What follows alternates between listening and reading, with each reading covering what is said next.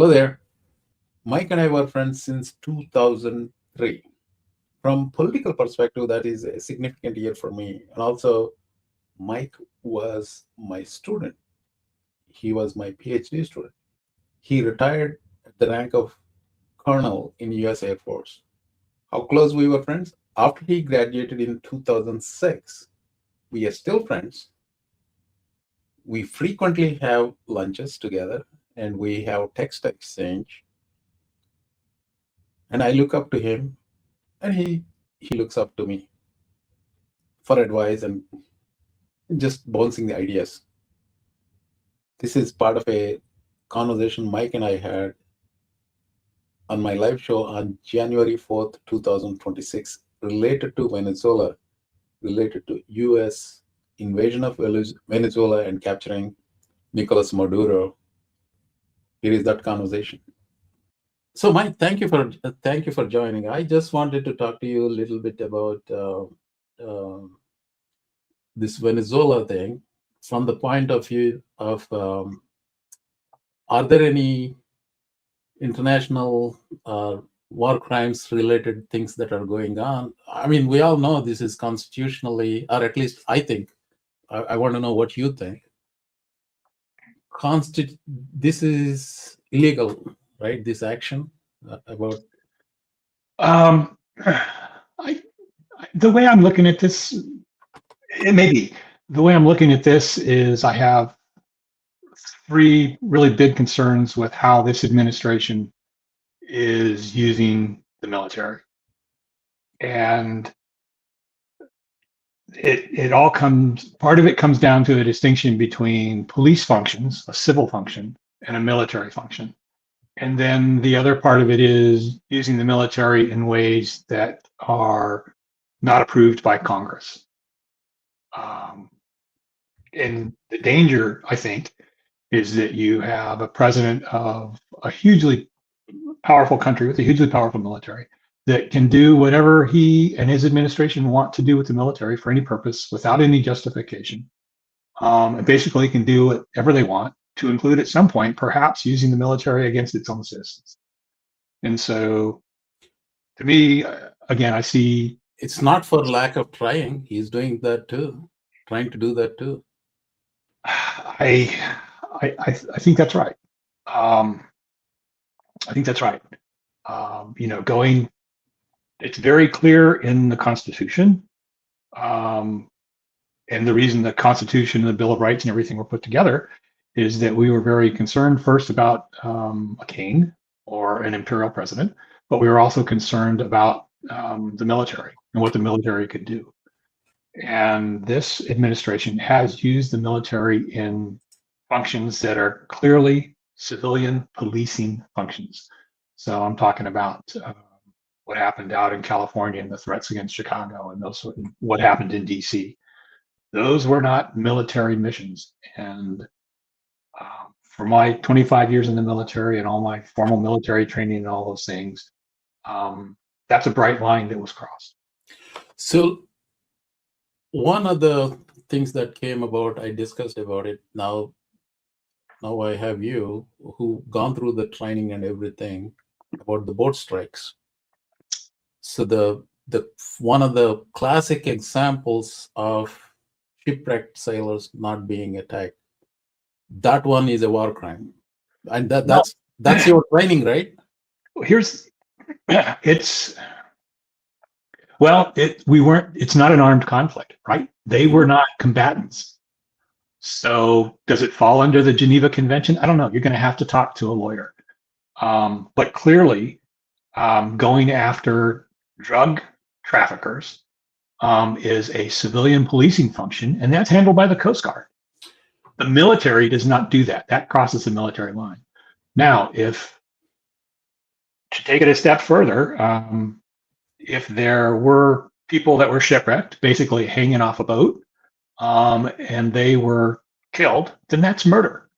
And I don't know if it's a war crime because there's no military action. It's not a war. They're not combatants. So you said talk to a lawyer. The JAG officer, this guy, the Christian evangelical, but very, very religious guy, Republican now. He's like anti-Trump. He comes on Bulwark. He talks to Charlie Sykes quite a bit. I can't remember immediately his name. He is a judge. He says that is a crime. That is a war crime. The name of the person I was trying to recollect is David French. I have no idea why I had such a mental blockage. I know it was David. I was trying to get his last name. David French, the conservative columnist for the New York Times.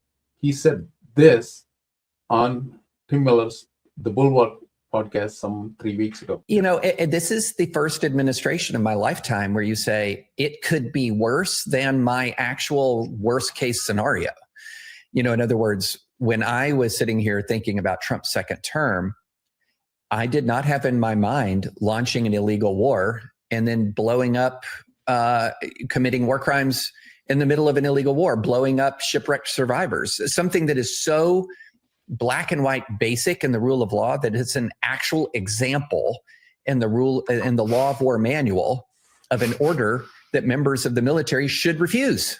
Like, it's literally in black and white. I can tell you the page, 1088, Tim, page 1088. It's right there in black and white. Or sending people off to be tortured with no due process in an El Salvadoran prison. I mean, the darkness of this administration is beyond anything I've ever seen. And so, you know, what they would do to target progressive nonprofits and just simply label them Antifa so that, you know, somebody on Fox or Newsmax or OAN says, and look at Trump targeting Antifa terrorists. I just don't think you can really put much of anything past him. Since you said ask him, but I heard him say that. So that's one thing. But I also want to show you about this particular operations I've been reading. So this picture was posted on White House website. Is that legit? Legit in the sense, like, is that in poor taste, or is it violation of some international? You're not supposed to do that. Not supposed to do that. Yeah. And how about this one? Well, I mean, these look like, are these DEA and FBI? DEA and FBI, yeah. So if that's the case, those are civilian agencies. Those are not military agencies. So I don't know anything about that. Okay, this is put out by ABC News, and well, the joke is like, I put out a slideshow kind of thing. The joke is here, and Nicolás Maduro is asking for Lindsey Halligan to prosecute him.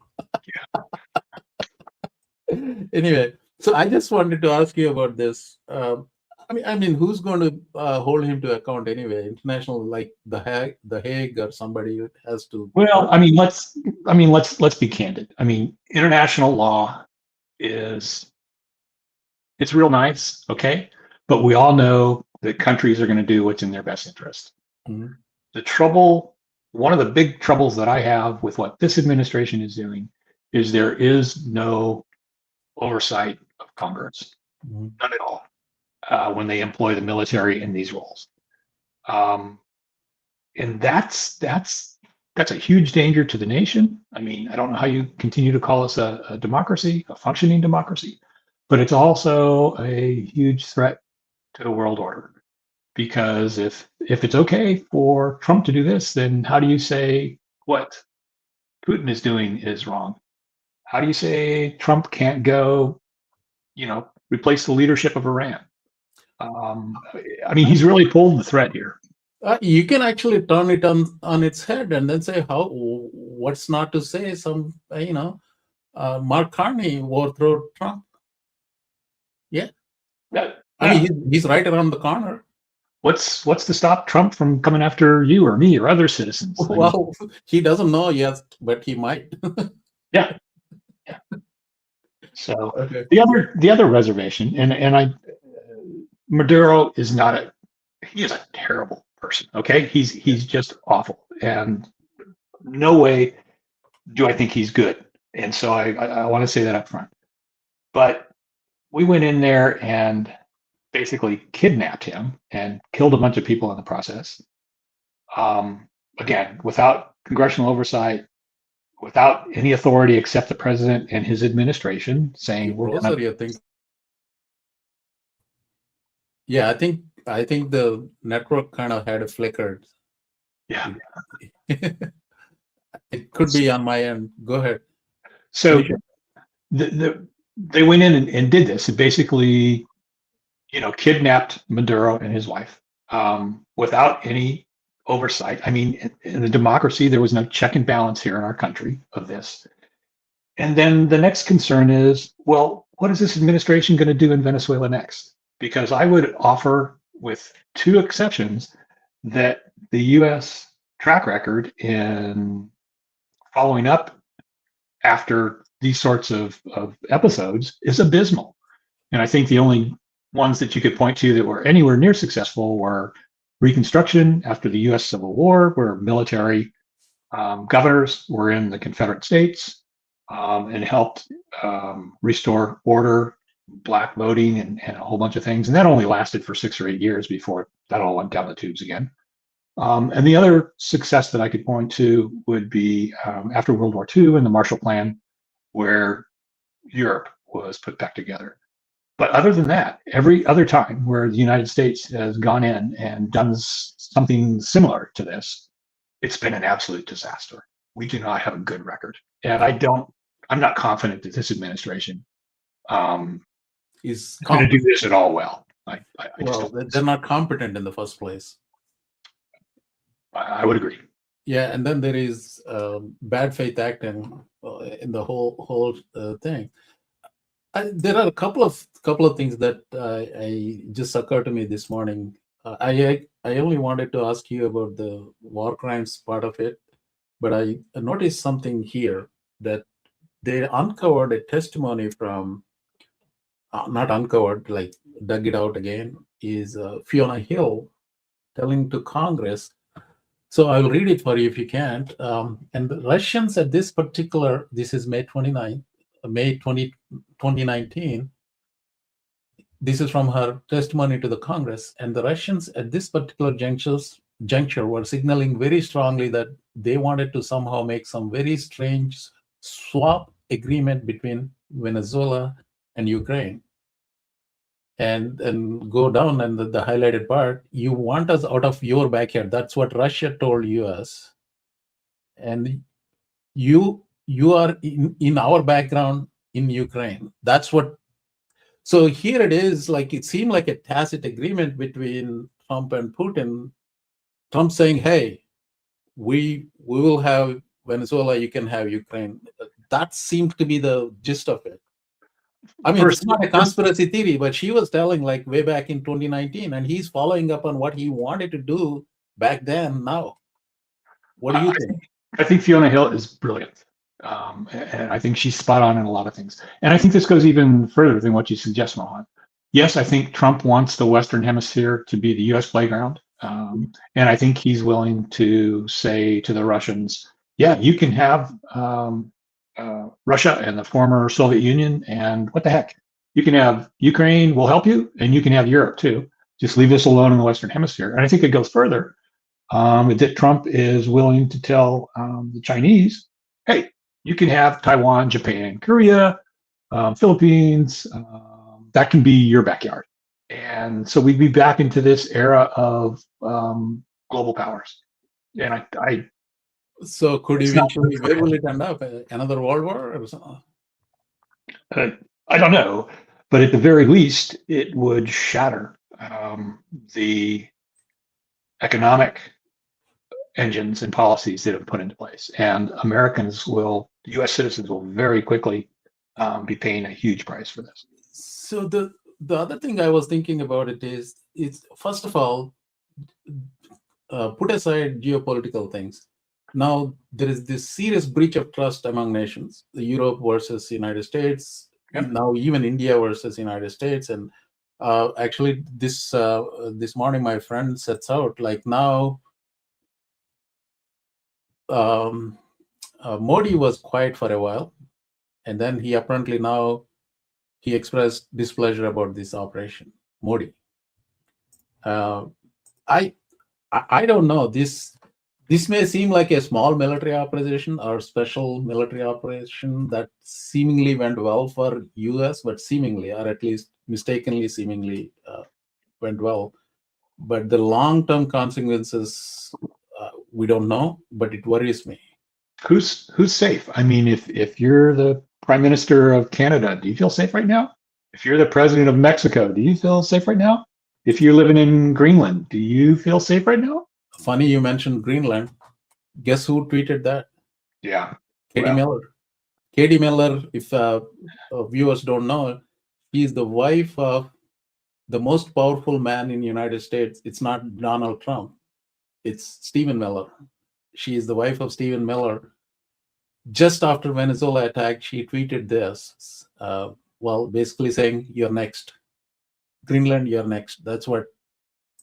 That's They what never miss an opportunity to troll us, do they? That's the thing, isn't it? The trolling part of it. I mean, I'll go a little beyond Venezuela. The trolling part of it is, at present, from my job perspective, we have an nemesis in Department of Justice. Her name is Harmeet Dillon. I mean, have you seen some of her tweets? I don't know if you follow Twitter that much, but no, I'm not on Twitter at all. So she wanted to go after January 6th commission and the Congress entire committee and want to investigate them. And some of the right-wing trolls themselves went against her, saying, commented on her. And she goes out in a trolling language. She calls them, "You are all hoes. You get the money from wherever the sources. You are just influencers." And then everybody was so down on her and then criticized her. And he says, like, "I'm sorry, I was too mean to hoes." That's number 3 in our Justice Department.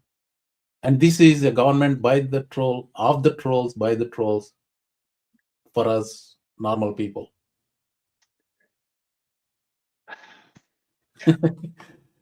Anyway, what else is happening? So anything else you would like to add on to our the only thing I'd offer in context is that first, this concept we discussed earlier of you broke it, you own it. So it's up to this administration to fix Venezuela. They went in there and the U.S. has an abysmal track record of doing that. The next thing I would offer is that while the Defense Department may have the weapons, the State Department has the power. And I'm not sure how many civilians in the United States really realize that. So it's no doubt in my mind that our Secretary of State and many senior state officials had a huge influence, if not calling a lot of the shots in what has gone on here in Venezuela, as well as supporting what this president has done domestically with the military and the National Guard. So I have a little bit of observation on that to make on the State Department. The morale doesn't seem to be very high. You know what I mean? Mm-hmm. And when good people say words like, "I don't know how long I'm going to continue." Especially when governors are saying that. Yeah. So, well, Mike gets my drift. So, yeah.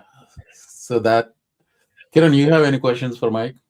Listen, so what US did is wrong on the outset, but what is the general feeling within the American circles? Are they okay with it? Are they not okay with it? Or are the bunch of the pack of 8, which Mohan was talking about, the 8 people who can take decisions around it, are they okay with it? When they said when Trump administration informed them that they are going after Venezuelan president, I guess we'll get some indication with the midterm elections, maybe. That's people telling him that you can't do this shit anymore. But like I said, the president is not going to hear until November at least.